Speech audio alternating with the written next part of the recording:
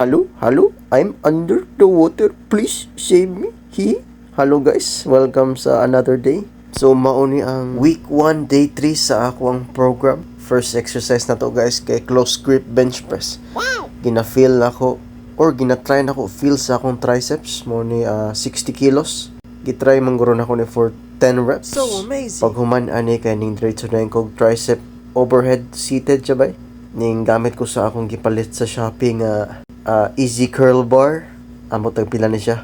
Nindot yung Shopee usahay no kay kung sa ganahan mo naara dayon. Basta mo ni ang uy ay nangurat kinchana. Kani guys nindot kini siya guys ma-feel mo ni siya sa imong tricep.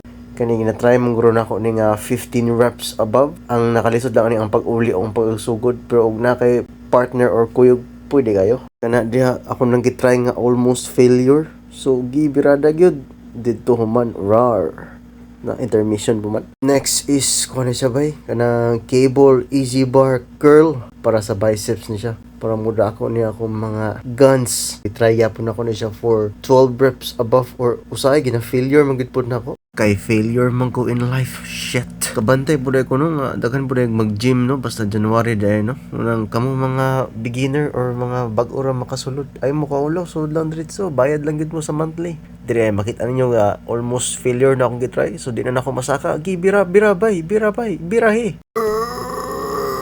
Hapit ko makaigit. Next one kay mo ni angkon guys. Ang tricep push down. Ginatry gyapon ako nga 12 reps or above or almost failure kay wala pa bitaw namatay sa machine. So mo ni guys para gyapon ni sa tricep. Ug sa mga first time mo gym daddy ha ay lang mo kaulaw. Ug maulaw man ka ala paroon no di ka sa kung kagwapo na.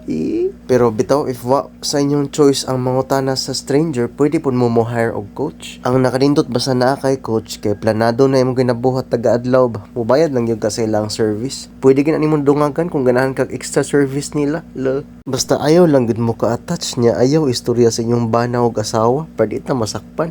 Rar. Ni guys, ang last na kong exercise sa akong accessory day or arm day, ang alternating dumbbell curl. Seated ni siya guys. Napuri ko tip sa mga beginner day ug magkanahan mo sa mag-gym karon January. Likay na lang mo sa mga peak hours pero ug ganahan mo sikit-sikit nga murag sinulog pretitit adto mo mga 6 to 7, 4 to 5, mga pretitit hours. Pero if ganahan ka nga lone wolf solo kanang murag naagi pinagdadaanan, glisod makulitok atong pinagdadaanan oy. Maora to ugma na pod. Comment below sa mga pangutanan ninyo para atong matubag. She ginchana.